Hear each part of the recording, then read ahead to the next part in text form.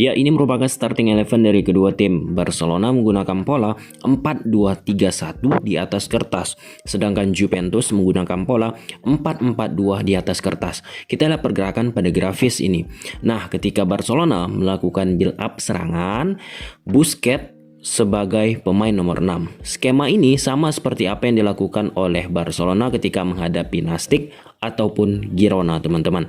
Nah, di sini Pique menguasai bola, bakal memberikan umpan tersebut kepada posisi Griezmann.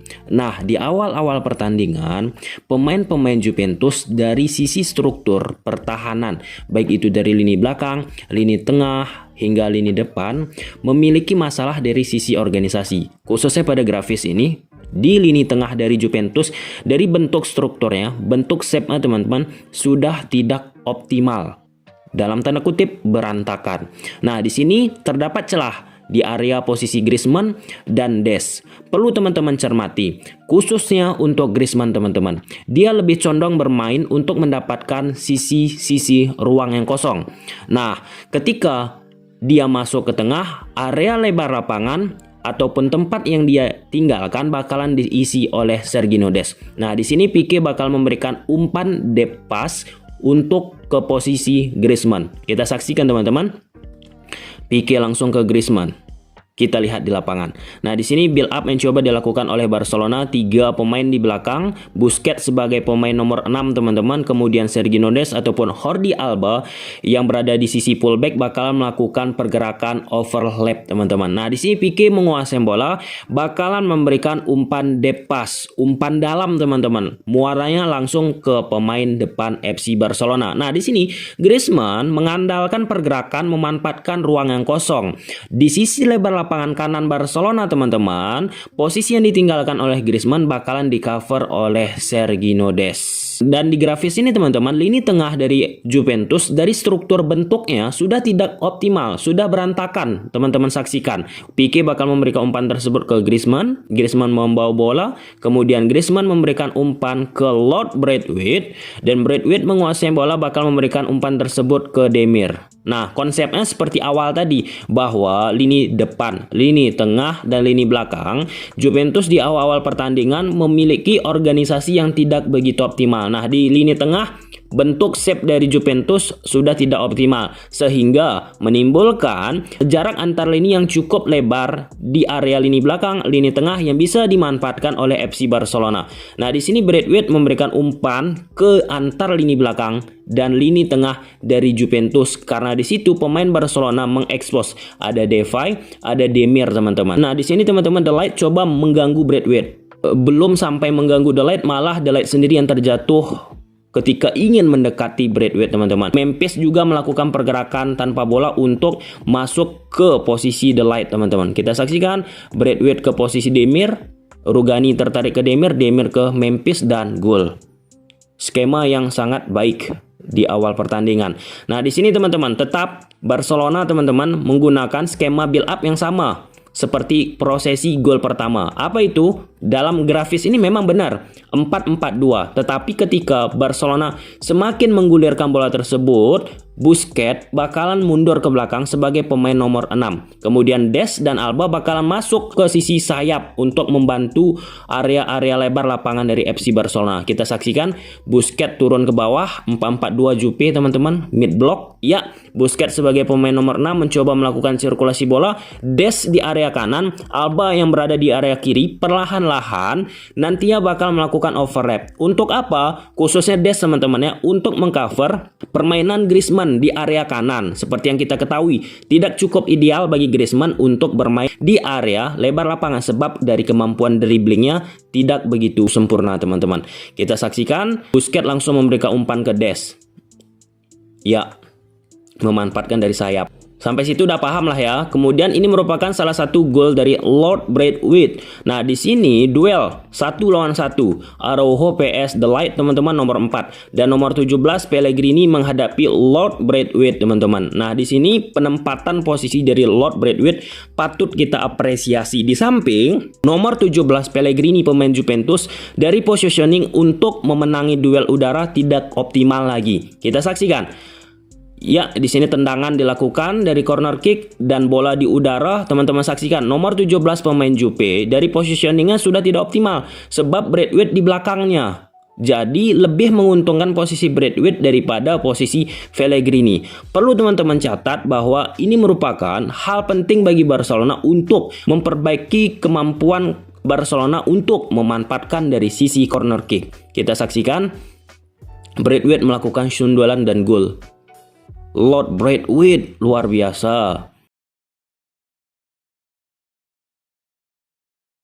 Seperti yang kita ketahui, kemampuan yang dimiliki Juventus dari beberapa musim terakhir yaitu compactnya antar lini dari pemain-pemain Juventus. Oleh sebab itu, di pertandingan kali ini, Barcelona memanfaatkan lebar lapangan. Kita saksikan teman-teman pergerakan pada grafis ini. Nah, di sini ketika Juventus bertahan menggunakan pola 4-4-2 teman-teman. Khususnya lini belakang, lini tengah teman-teman kompak sekali.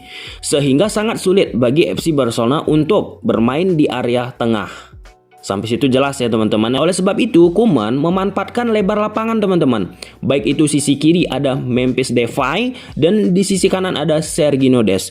Tujuannya apa teman-teman? Ketika pada grafis ini Sergio Busquets memberikan umpan ke Memphis Depay teman-teman, Koeman mengharapkan untuk memancing pemain Juventus agar bergerak melebar dan meregangkan kompak yang sedang dilakukan oleh Juventus. Akibatnya Barcelona dapat celah untuk melakukan progresi di sekitar area half space dan area tengah.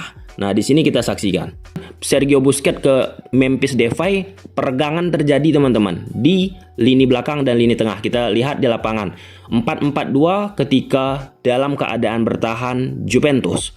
Lebar lapangan coba dimanfaatkan oleh Barcelona. Di sisi kanan ada Sergio Dest.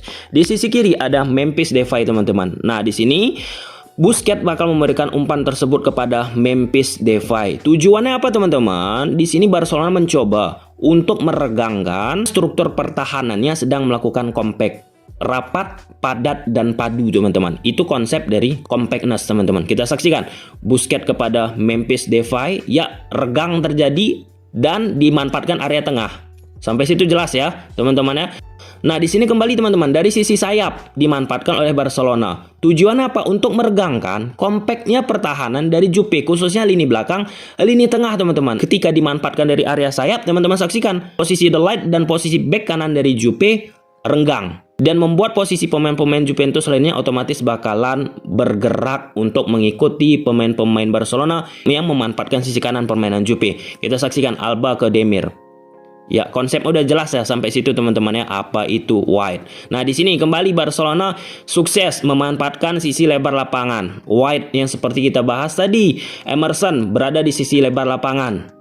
Di situ jelas ya teman-teman ya. Kemudian Emerson bakal memberikan umpan tersebut kepada Remanats. Jadi berhasil apa yang dilakukan oleh Koeman ini dengan memanfaatkan lebar lapangan, kompaknya permainan Jupe berhasil dibuat Koeman untuk bergerak, untuk renggang agar menghindari padat, padu, rapat teman-teman. Di samping itu pemain-pemain Juventus teman-teman di area tengahnya hanya melihat bola, bukan lagi melihat pemain teman-teman. Kita saksikan Emerson ke Remanats, ya Remanats dummy dan gol.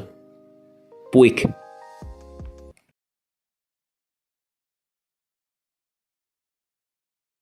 Nah, ini menjadi kendala dari FC Barcelona. Ketika melakukan serangan tapi gagal, lawan langsung melakukan counter.